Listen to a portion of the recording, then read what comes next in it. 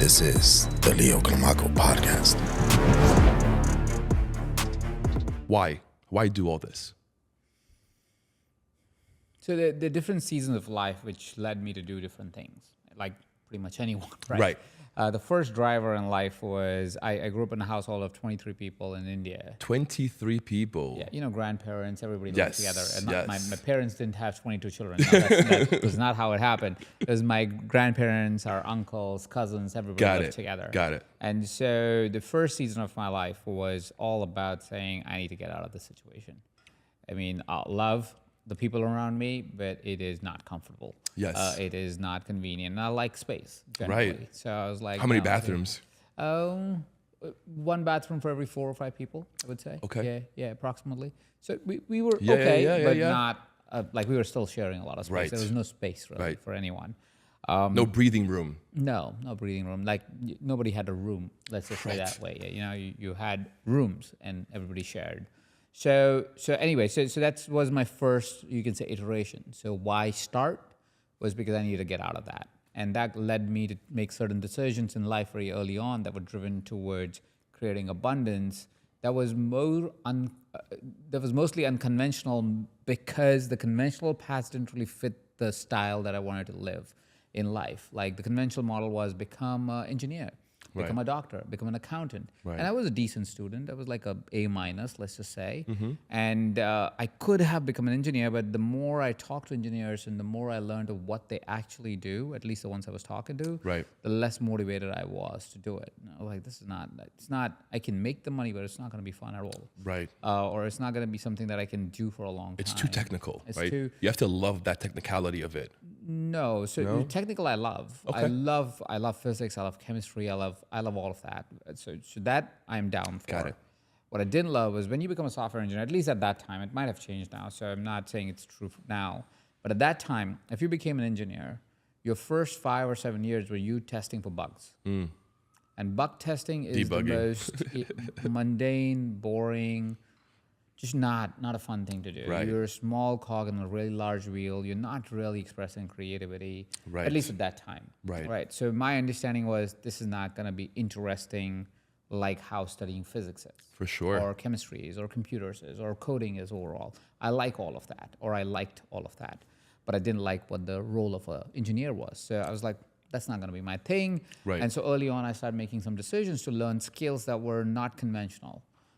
And that led me to make some career moves that were extraordinary, that were risky. What But I kind was of in my skills did you 20s. learn? What kind of skills did you gravitate to that So were unconventional? in my 20s, actually in my late teens, like when I was 17, 18, I started doing part-time jobs. I started working for educational institutes, designing their worksheets, designing their program structures in partnership with the teachers. So in India, there's a big culture of what is called tutors, where you go after school education. You go to these institutions to learn and go deeper into the subjects that you're studying. Makes sense. And I would go work for these institutions because they were all great teachers, but they didn't know how to use computers. They didn't know how to design these templates. They didn't know how to have worksheets. Got it. So I went in there and designed their logos, made their worksheets. And because I knew and I loved computers, I'd learned a little bit about it. Right. That became my first thing. But what I really learned about is the value of creating programs that gets great results for kids, which would add up later on. Like today in my world, one of the reasons why my students do really well is because they have really structured learning that they can go back to. They don't even need to talk to me. I see. If they feel lost or confused. We develop really good self-coaching programs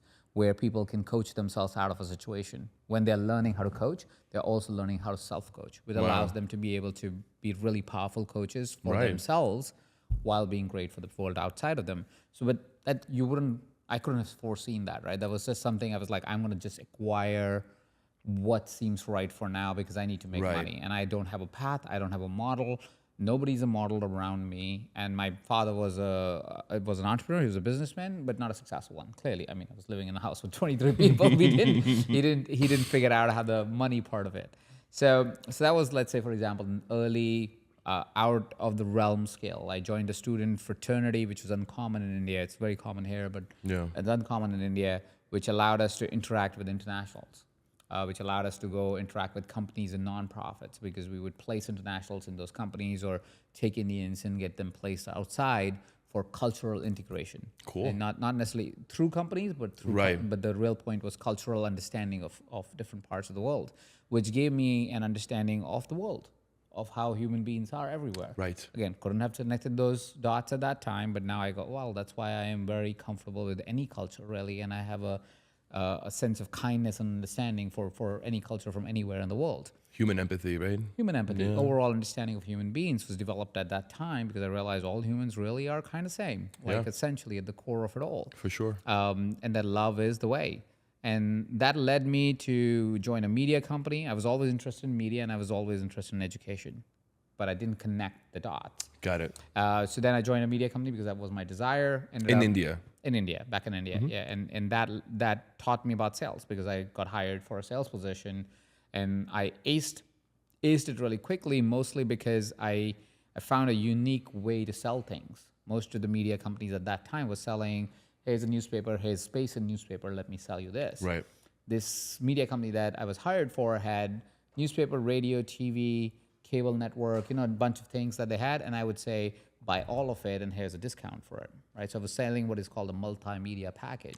Is that something that you had liberty, like the approval to do, or you just made that change on your own? No, I sold it first to the founder, the Got owners it. of the company, saying, well, we Got can it. sell it as And a they package. agree with the idea. Got and it. they said, that sounds like a great idea. Yes. Go out and do it. Very Because we smart. don't have a team for it, right? Right. So that gave me the skill of sales very early on. I was maybe 23 at the time, and I was making a presentation a day, pretty much sometimes 3 times a day, right? So I would do all those things that early on taught me many different things.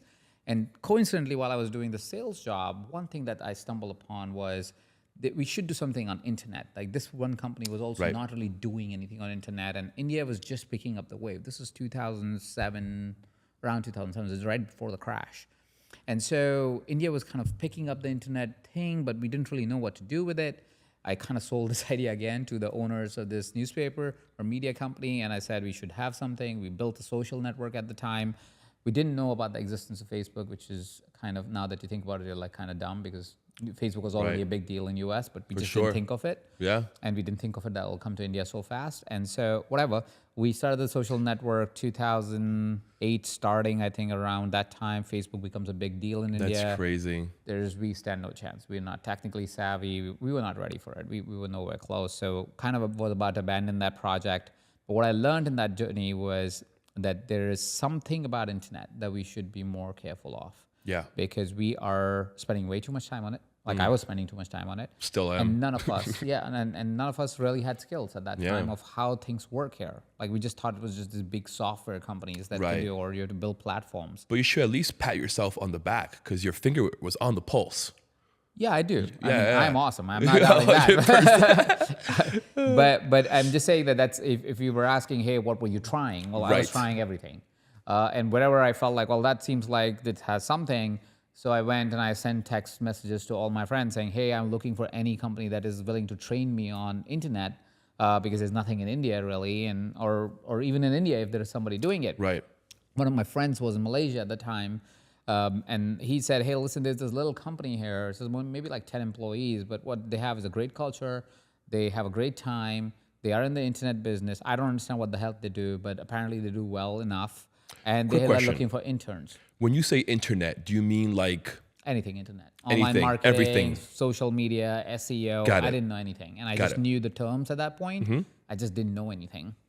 So lo and behold, I get this message. I go, okay, this sounds cool. I apply. I get the internship. So I'm taking a downgrade at this point. Right. Because I was kind of like, somebody who helped co-found an internet company going to an intern, right? But you get that, Yeah, I was To like, grow, I you wanna gotta learn. learn. Yeah. I want to learn. It's a So trade-off. it's fine. It's a trade-off. So I take a downgrade. Now I'm making $400 a month, but this company is Mindvalley. And at that time, Mindvalley was not Mindvalley that we Incredible. know now, Yes. right? At that time, it was a small little operation of 10 people working out of a house, not even a real office. Wow. And I go in there early on, and we were able to create campaigns and things just because of education and the systems that unfolded. That in 6 years, I'm the CEO of the company, and the company is doing $40 million in revenue. So that's kind of how the transition of learning and growing and doing different things than normal kind of led me to the place where I am today. And then, of course, I started the company. And then I had a dark night of the soul when I was CEO of the company because of my life was falling apart, even if my career was going great. and I loved my career and I love Mindvalley and everything. But my life was falling apart, so I had to take a beat, and I said, hey, listen, I got to step out and I got to do me. Right. And in that process, I'll probably do something because I can't just sit idle. That's just not how I'm wired.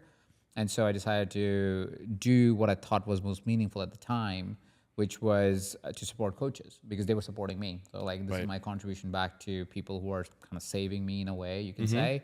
And that led me to start something called Evercoach, which became eventually the company that merged into Mindvalley and now is Mindvalley Coach.